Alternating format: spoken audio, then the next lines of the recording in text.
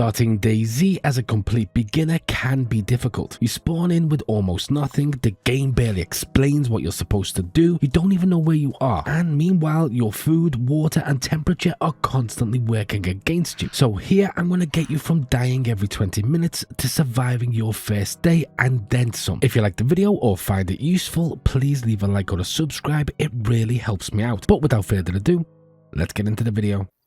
Is he nearby?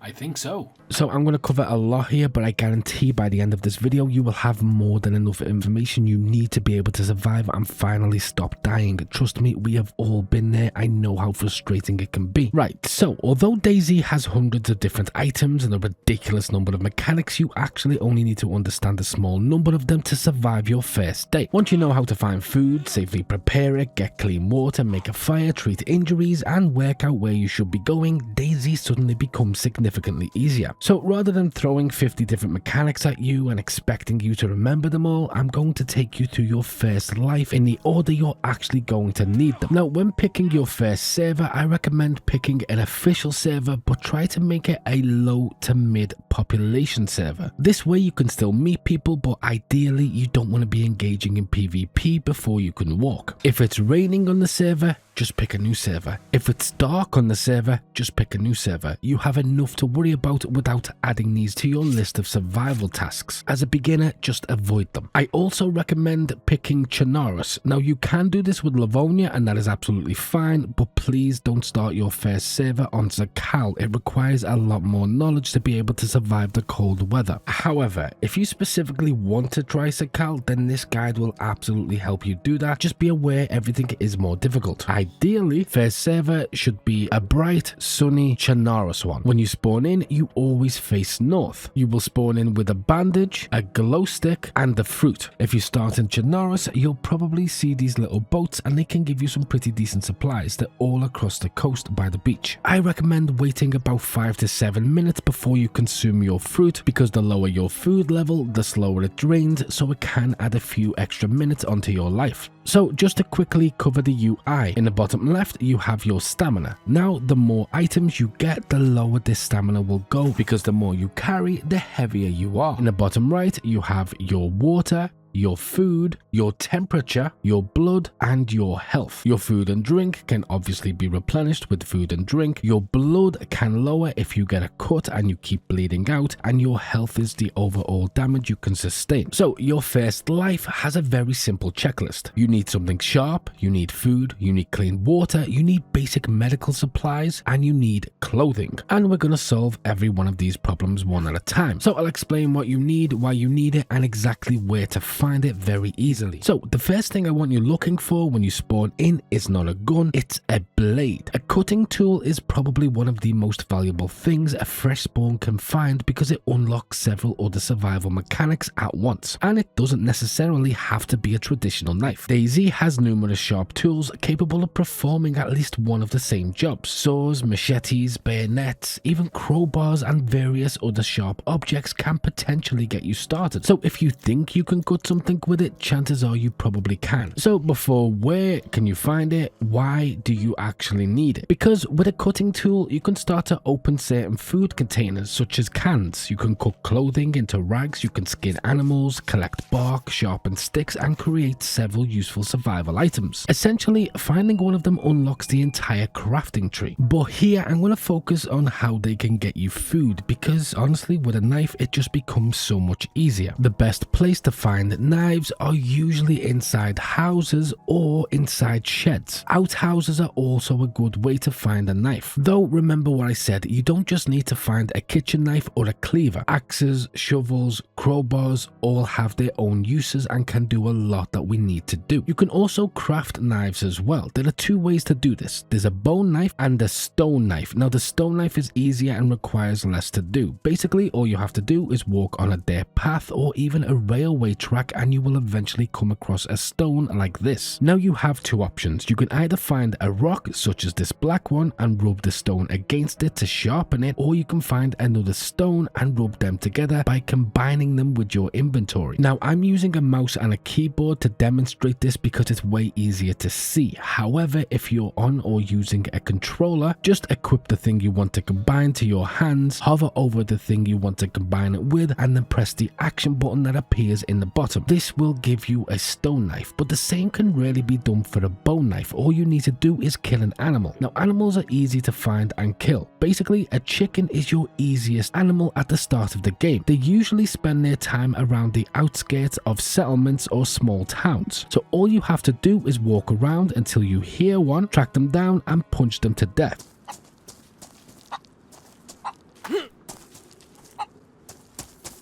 Then you will need to skin it, meaning you will need something sharp. This is why I introduced the bone knife second. But remember what I said, you can get pretty unconventional with the tools you use to skin it. You don't specifically need a knife. Then grab the bones and rub them together. Now there is one enormous important thing you need to do before you skin any animal, and that is put on gloves. Gloves can be found in most houses. They're relatively common at the beginning of the game. However, there is a trick you can do to get a pair almost immediately if you have a knife. Go over to any clothing that you're not using or that you've discarded, put your knife in hand, wait for this option that says cut into rags. Then when you have your rags, put two of them in your hand and combine them to make improvised hand wrappings. Then put them on your hands. This is very, very important. Never eat with bloodied hands. It will get you sick almost every single time. It is a pain, it is a nightmare, and is a very slow and annoying way to die. If you do have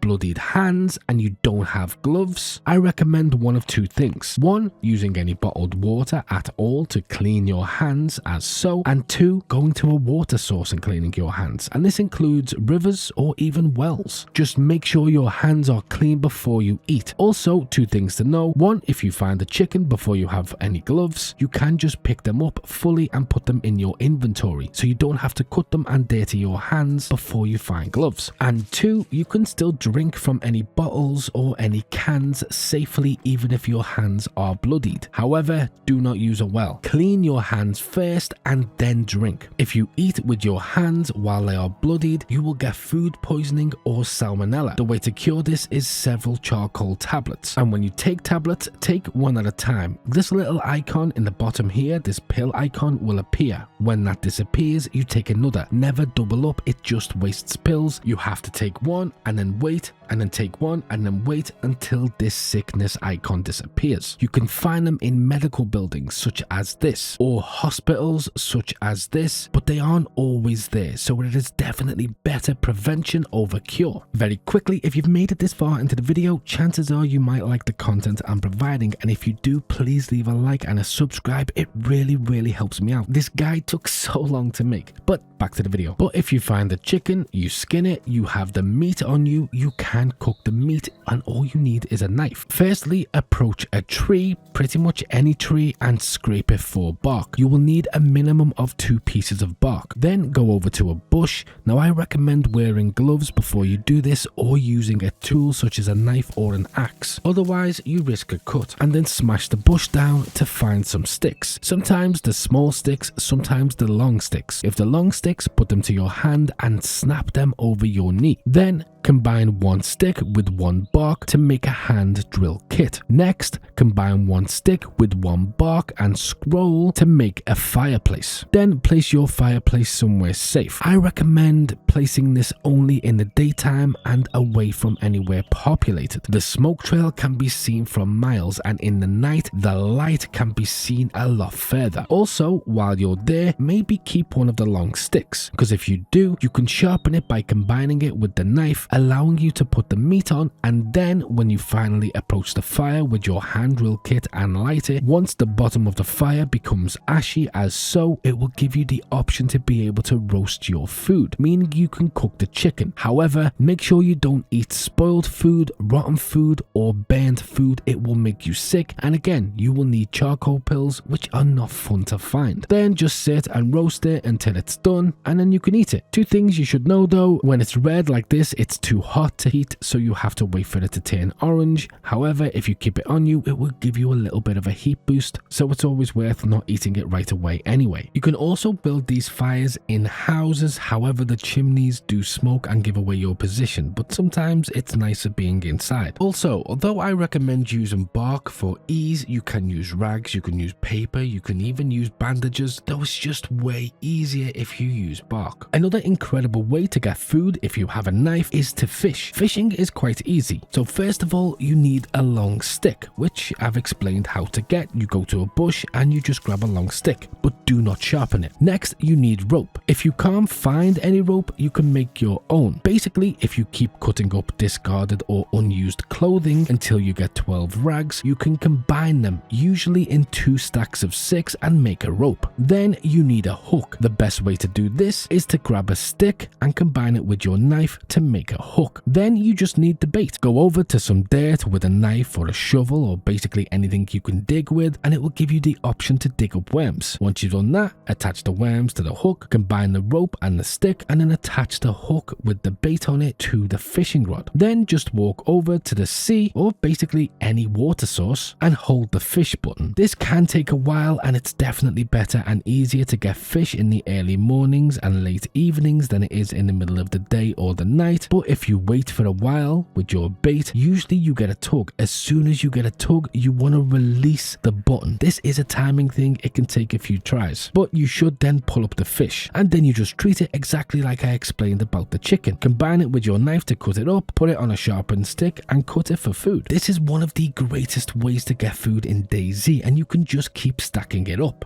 So, pro tip, as you can see here, I've built this fire under a tree. Now, you can see the fire from a long way away, so building it under a tree in the daylight does hide most of the light and also the smoke. With this fire in particular, I've only used 1 stick and 1 bark. Now, because I've only used 1 stick, it won't last very long, but I've done that on purpose, and I will show you why. Now, I cooked 1 full fillet and then the fire went out. However, as you can see, I can still use these embers to finish off the other fillet, but there's no smoke, there's no fire, it's much quieter, which means it's much safer, although this does take longer than a burning fire. But honestly, I think it's worth the trade-off. And the last way I recommend the knife can help you with food is basically by opening any tins you find. Now, using a can opener to open these tins of food is definitely easier, but using a knife is almost as good, though you probably lose around about 20% of the food inside. But as I've said before, you can also use unconventional methods. In fact, you can actually use a barbed wire baseball bat to open tins of food. Remember, DayZ is a think out of the box kind of game. Now, although there are other things you can do with a knife, I'm first going to tell you how you can get food if you don't have a knife. So other than searching houses and killing infected, where you can find food on them, if you're on Chernarus, and this is one of the reasons I always recommend this map as a beginner map, you can actually find so many fruit trees. And if you're in the area for 2 to 5 minutes, under these fruit trees, fruit will start to spawn. So it's very easy to find food. Or if you're in a forest sometimes, or a farm, or next to a hay bale, or if you're on Sakal, even near the beach, mushrooms can spawn. These are perfectly safe to eat, and I definitely recommend them. Never eat rotten food, including rotten fruit and rotten mushrooms, though you can eat dried fruit and dried mushrooms. They're completely safe. Few quick things to remember: you won't be able to find these right away. They are timed events, meaning you have to be in the area for about 3 to 5 minutes before they spawn. The second thing is they're usually always around police stations on Chernarus, and once you can identify what a fruit tree is, they're actually very easy and you can just keep getting food everywhere you go. So remember, Chernarus, fruit and mushrooms. Livonia and Sakal, mushrooms only. For drink, you should probably try and find a well. Wells are scattered all around starter towns, so they are quite easy to find. I always recommend trying to look around any police stations or medical centers because you will usually find one near there. Alternatively, keep searching houses. You will find lots of cans like cola, Pepsi, and even Sprite. If you find a bottle of water with some water in it, don't drink it. Again, it will get you ill. Empty it by selecting the option with it in your hands and then refill it when you approach a well. Do not drink from streams and do not drink from the sea. So the second tool that I absolutely recommend you get right away is something to hit the infected with. The infected are probably going to be your biggest obstacle next to finding food and water. This can be a shovel, it can be a bat, it can basically be any tool that you hold in your hands that you're not going to use for any other task. So don't use a knife if you don't have to. I just want to quickly add as well that anything is better than nothing. So even here I'm just using a helmet to do more damage than I would do if I was just using my hands. My recommendations for dealing with the infected at the beginning are to either avoid them by sneaking around, which you can do by crouching, locking them in buildings by getting them to follow you inside and then running out, closing the door behind you, or if you have a knife but not a stone knife, you can sneak up behind them and do a stealth kill. You do this by using the same buttons as if you were going to hit them, but you can't sneak up on them if you're in boots. You can also stay in houses and fight them through windows like so. And remember, they can't climb on top of cars, so if you do, you're usually safe. And this is what happens when you don't keep Will Smith's wife's name out your mouth. But if you have no choice, few rules. First of all, don't take on more than one, and keep in mind that when you fight one, they can scream and alert all the others to your location if the others are in earshot. You can fight them with bare hands, however, it will take a while, and if you have gloves on, you will damage your gloves. Anything in your hand, you will damage. So if you punch them with bandages, for example, they will become damaged and you won't be able to use them safely. So always make sure you have a weapon in your hands that you can use and afford to lose, or use your hands without wearing gloves. Because when gloves become ruined, they lose their protection ability, meaning that your hands will get bloodied when you cut something up and you will get sick. All ruined items on DayZ become useless. Second thing, keep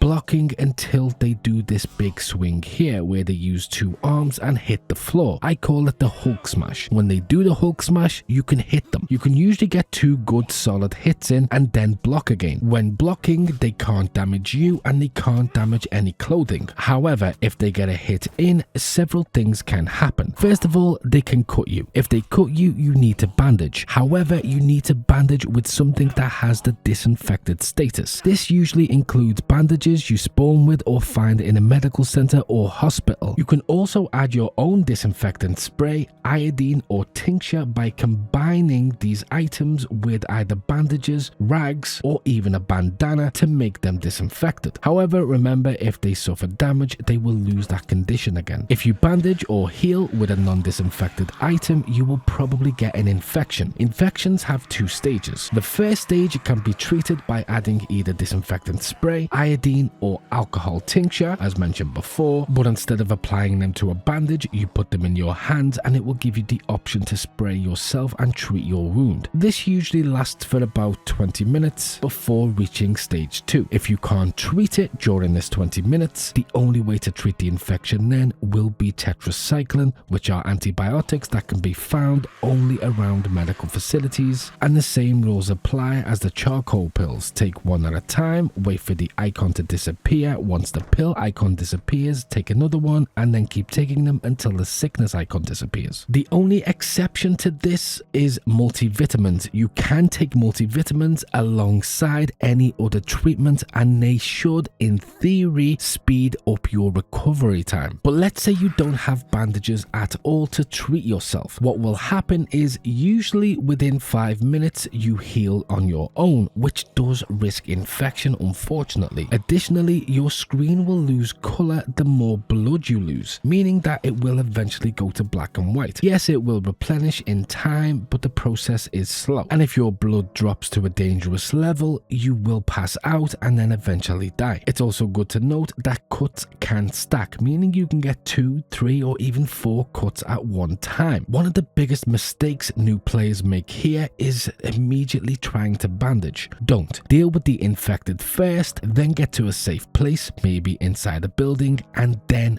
bandage. You do have enough time. Also, after the fight, make sure if you do take hits to always check the condition of your clothing. Clothing condition is very important. Whether it's damaged or wet, it lowers your insulation, which means your temperature gauge goes down, and when it's blue, you risk getting a cold. First, I'll teach you how to deal with clothing conditions and then how to treat a cold. So each type of clothing has its own insulation label. You get bad, medium, high, or best insulation. But let's say you have a jumper that is best insulation. The more damaged it becomes, the more insulation it loses. And there are two ways to deal with damaged clothing. One is obviously swapping it for something that isn't damaged and that has good insulation. The other is using a sewing kit. Combine the item with a sewing kit, and each time you do, it will increase a condition. However, for leather jackets and things like shoes, you will need a leather kit. It does basically the same thing. Another problem you will probably face that can lower insulation and risk you getting ill is the wet status of your clothing. When it rains, if you swim, it can become damp, wet, soaked, and then drenched. There are also three ways to fix this. One is to switch out the wet clothing. Two is to build a fire and sit next to it until they're dry. I recommend taking the clothing off and putting them right next to the fire, almost on top of it, to dry it as quickly as possible. Or you can take the wet clothing off, put them to your hands, and click the ring button. This will wring out your clothing, repairing them to damp status, which only really loses about 10% of its insulation. This is the best option because it's quick and it keeps you on the move. But let's say you don't do this in time and you do get a cold. Similar to an infection, this comes in different stages. The first stage you can basically run off. If you keep running, sometimes it can go. Or if you sit next to a fire, it can also go as well, especially if you get the heat buff, which helps, as well as heat packs. Alternatively, when it gets worse, you want to use Tetracycline. We've spoken about that before. Or you can take multivitamins, which will usually clear an early stage cold or just stop you from getting one completely in the first place. And please note that in the night it can get colder as well, so make sure to watch your temperature gauge, because even if it's white, it doesn't mean it will stay white. And when you're in a place like Sakal, for example, you usually find that every 20 to 30 minutes you're going to need a fire, get up your heat buff, travel around, and then get back to a fire. Now, when you're in a town, you don't have to loot every single building and every single area. These are the buildings that I recommend you don't skip. Again, that doesn't mean that there's always going to be loot inside. There are other players on the server as well, but they do have pretty good spawn rates. This will give you general supplies, food, weapons, drinks, clothing, and sometimes even civilian guns. But the main things I recommend looking out for are obviously knives, as we've covered, a double hand weapon, a backpack because they are very useful, and any food supplies you can carry while maintaining your clothing. But if guns are your goal, then you need to search places like police stations, which usually look like this, or around the coast on Chernarus, and even around Livonia and Sakal. There are military checkpoints that give you military gear, from clothing to weapons. Just keep in mind that if you fire a gun, almost everybody within a few kilometers will probably hear it and come running to your direction to kill you, and this also goes for infected as well. I always recommend that if you do fire a gun, either use a silenced weapon, which you can either find in military areas, or you can build your own using a bottle and some duct tape, or even use something like the Mark II, which is found in coastal areas, in civilian houses.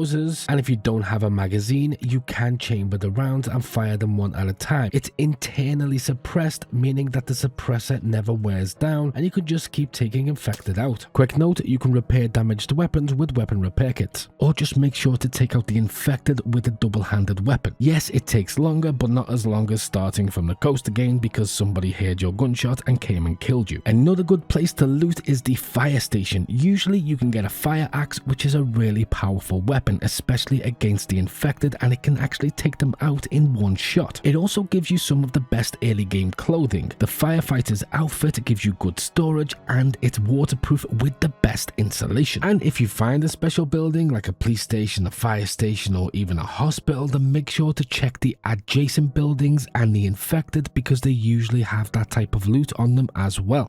Don't worry guys, I'm coming too. Yep. Oh crap, that sounded like a leg. So to recap, the best place to find guns are police stations, security boxes, and even police cars. If you're in a built-up city like this one, never ignore these blue doors. They're usually on the corner of streets. Inside, they can give you food, they can give you clothing, and even weapons. These are probably the best places to loot if you want to find general survival things. Food stalls like this are scattered all around, and inside you can get food and honestly sometimes a gun. And always check cars. You'd be surprised, but you can actually find some pretty useful things in them. But once you get your gear, it's very important to know that your main objective, if you're on Chernarus, should be getting off the coast as soon as possible. You really need to be spending about 15 minutes to 20 minutes on there, get enough stuff, and then go inland. As a beginner, you may be there for half an hour to even an hour, and that's fine, you're learning, but eventually you really want to leave. There's not a lot of loot there, it's quite boring, there's not really a lot to do, and the game doesn't really start until you're inland. Inland has all the best gear, and it's easier to survive. If you get lost inland and you can't find a town, just look for power lines and follow them. They will always lead you to a built-up area. Your goal ideally is to head northwest once you've left the coast. This has Northwest Airfield and Tizzy. Both are military areas with lots and lots of cool loot, especially military and guns. With Livonia, you can eventually head southwest towards the bunker, and with Sakal, there's not really a point. However, you can just follow the coastline around and it will lead you to some cool places, including its own bunker as well. But there is a problem you're gonna have to deal with, and it's what everybody who starts DayZ deals with, and even lots of players who have been playing the game for years have this as well, and it's called gear fear. Basically what happens is you survive the longest you've ever survived, you've got some cool gear, and then you become afraid to die. That can kill your game and it can take away your energy because you're walking around so carefully trying not to get hurt that you stop playing the game. It is okay to die. You're expected to die. You should die a lot, and when you die and you lose your gear, find more gear. There's enough gear to go around. You will always find cool things, cool clothes, cool items, cool guns. They are always there. They are always spawning in. So don't worry about dying just because you've made it far.